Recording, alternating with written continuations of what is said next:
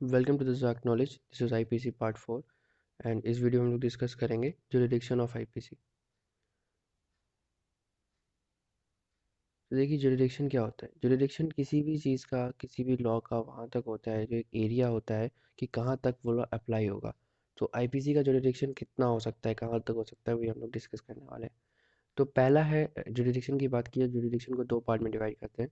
पहला है inter territorial jurisdiction, दूसरा है extra territorial jurisdiction. Inter territorial jurisdiction मतलब जो जुरिडिक्शन इंडिया के अंदर है, मतलब इंडिया के अंदर लॉ कहाँ तक अप्लाई होगा, इंडिया के अंदर आईपीसी कितना लागू लागू होगा, कहाँ तक लागू होगा वो। दूसरा एक्स्ट्रा टेरिटोरियल जुरिडिक्शन, क्या जुरिडिक्शन आईपीसी का आउटसाइड द इंडिया वर्क करता है तो कितना करता है, कब कब करता है, वो सब। तो देखिए, शुरुआत करते हैं। तो आईपीसी इंडिया के अंदर अगर बात की जाए तो इंडिया के अंदर तो आईपीसी लागू होगा ही होगा। कहीं पे भी क्राइम हुआ, किसी ने भी किया, चाहे वो क्राइम इंडियन ने किया, चाहे क्या वो क्राइम फॉरेनर ने किया, इंडिया के अंदर उसे इंडियन पिनल कोड के तहत उसे पनिशमेंट मिलेगी। लेकिन आउटसाइड द इंडिया में, मतलब एक्स्ट्रा टेरिटोरियल जुरिडिक्शन में, देखिए इंटर टेरिटोरियल की जो बात है वो डिफाइन की गई है सेक्शन 2 के अंदर। आईपीसी की अगर हम बात करें तो उस सेक्शन 2 के अंदर इसके बारे में इंटर टेरिटोरियल जुरिडिक्शन के बारे में बताया गया है। तो उसमें बताया गया है कि इंडिया के अंदर अगर कोई भी क्राइम होता है तो आईपीसी के तहत उसमें पनिशमेंट दी जाएगी। एक्स्ट्रा टेरिटोरियल जुरिडिक्शन जो है सेक्शन 3 और 4 में बताया गया है, 3 और 4 में।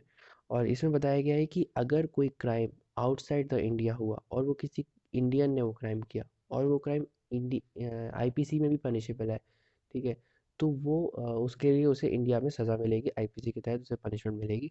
और ये जुरिडिक्शन आउटसाइड द इंडिया भी लागू होती है, ठीक है। तो ये था हमारा इंटर टेरिटोरियल। और एक तीसरे प्रकार का जुरिडिक्शन भी होता है जिसको बोलते हैं पर्सनल जुरिडिक्शन। पर्सनल जुरिडिक्शन उसको कहते हैं जब कोई क्राइम एक ऐसा आदमी करता है जो फॉरेनर होता है या इंडिया का होता है, और वो क्राइम इंडिया में क्राइम करता है वो, और वो इंडिया की चीज़ को अफेक्ट करता है, तो उसे पनिशमेंट मिलेगी। मान लीजिए कोई चाइना का बंदा इंडिया आया और उसने इंडिया में क्राइम किया, तो कहीं ना कहीं अफेक्ट तो इंडिया को हुआ ना। तो उससे जो पनिशमेंट होगी वो चाइना के आदमी को, उससे चाइना के जो सिटीजन है उसको उससे सज़ा मिलेगी। जब हम लोग किसी कंट्री में जाते हैं तो उसका वीज़ा साइन करते हैं, वीज़ा में यही अप्लाई करते हैं, यही बताते हैं कि हम उस कंट्रीज़ के सारे लॉज को फॉलो करेंगे, अगर हम नहीं करेंगे तो हम लायबल होंगे उसकी सारी जो पेनल्टीज़ है उसको देने के लिए। जुरिडिक्शन की डेफिनेशन है, अगर कोई क्राइम इंडिया के अंदर होता है तो उसके लिए उसके पनिशमेंट मिलेगी। सिमिलर सेकंड में भी वही बताया गया है, पहली वाली डेफिनेशन इंटर टेरिटोरियल की, दूसरी वाली एक्स्ट्रा टेरिटोरियल जुरिडिक्शन की है। सेकंड हम लोग देखते हैं कि देखो टेरिटरी, यहाँ पे टेरिटरी होगा, इसको करेक्ट कर लीजिएगा।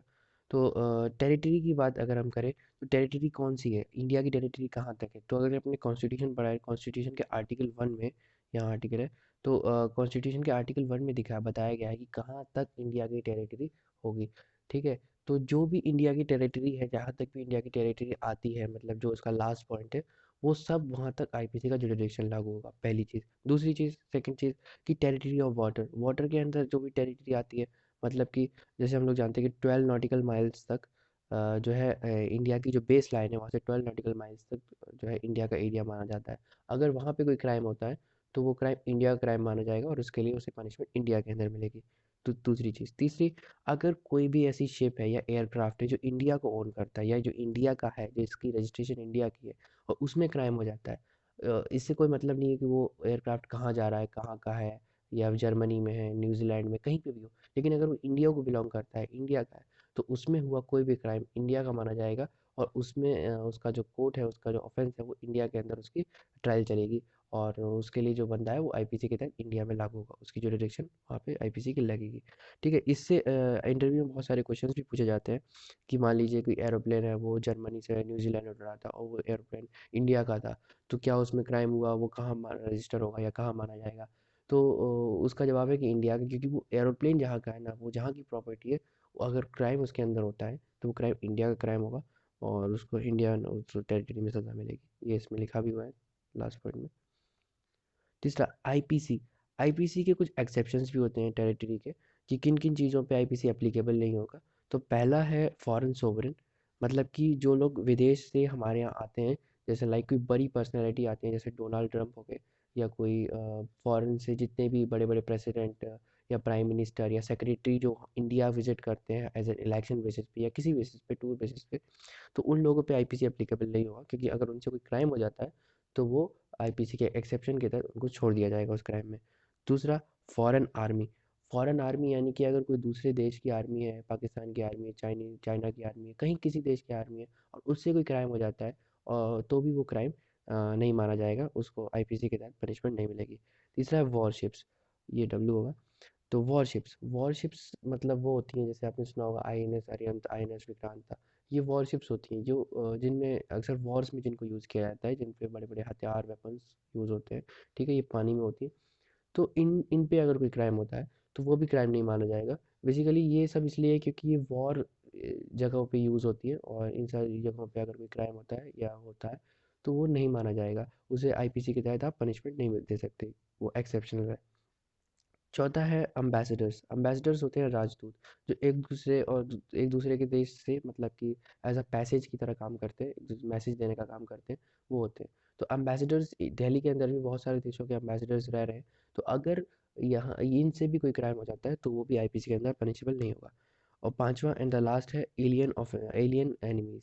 अगर दूसरे देश के जिस देश से हमारा वॉर चल रहा है, उस देश का कोई सिटीजन या उस देश का कोई भी आर्मी हमारे लिए एलियन एनिमी होती है, और अगर उससे भी कोई क्राइम हो गया तो वो भी क्राइम आईपीसी के अंदर एज एन एक्सेप्शन माना जाएगा, उसमें कोई से सज़ा नहीं होगी। और लास्ट बट नॉट लीस्ट एक और है इसमें कि जो प्रेसिडेंट हैं या फिर हमारे गवर्नर हैं उन पे भी आईपीसी एप्लीकेबल नहीं होता अंडर द टेन्योर, मतलब जितने टाइम वो अपने टेन्योर में है उस बार, मतलब कि जैसे 5 साल अगर रामनाथ कोविंद की बात की जाए तो वो 5 साल तक जब तक अपने टेन्योर में है तब तक उन पर आईपीसी एप्लीकेबल नहीं होगा। उसके बाद जैसे ही अपने टेन्योर क्रॉस करेंगे वो सिमिलर ऑल द सिटीजन्स की तरह, सारे लोगों की तरह उन पे भी आईपीसी एप्लीकेबल होगा। ये बस बेसिकली इसलिए रखा गया है ताकि जो उनकी डिग्निटी है वो मेंटेन रहे।